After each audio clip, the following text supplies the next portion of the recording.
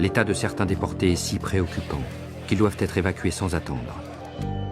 Des dizaines d'ambulances sont alors envoyées par la Croix-Rouge pour une opération de sauvetage sans précédent. À leur bord, exclusivement des femmes.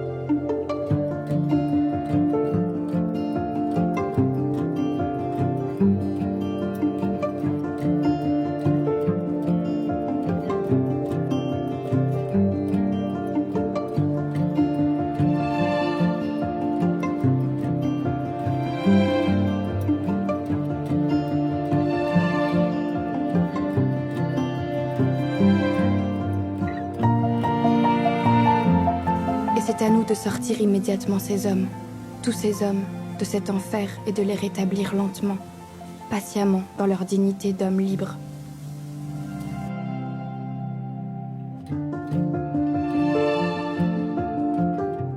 Les scènes de viol, pillage, récupération et soulerie font partie de la vie courante.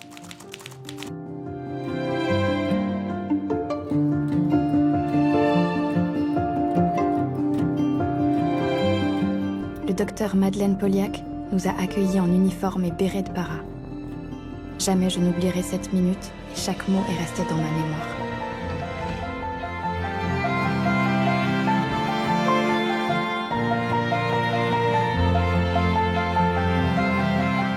Pendant les 4 mois passés en Pologne, cette équipe a fait un travail remarquable. Environ 40 000 kilomètres ont été parcourus. 1540 malades et Alsaciens-Lorrains ont été ramenés et réexpédiés en France. Plus de 200 missions ont été accomplies. Jamais je n'ai entendu une récrimination ou une plainte. L'esprit d'équipe était parfait.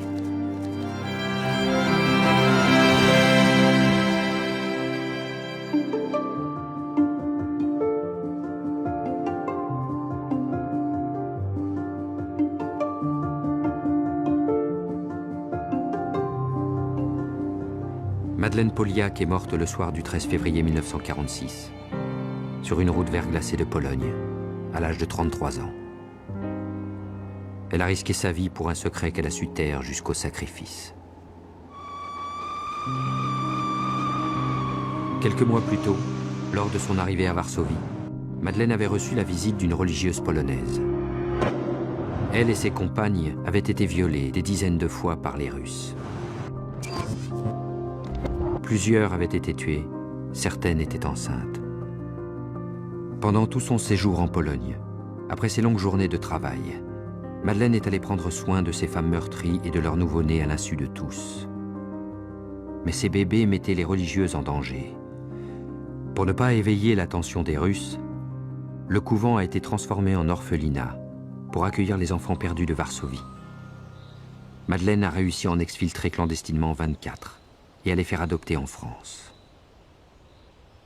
Elle était repartie à Varsovie pour terminer cette mission.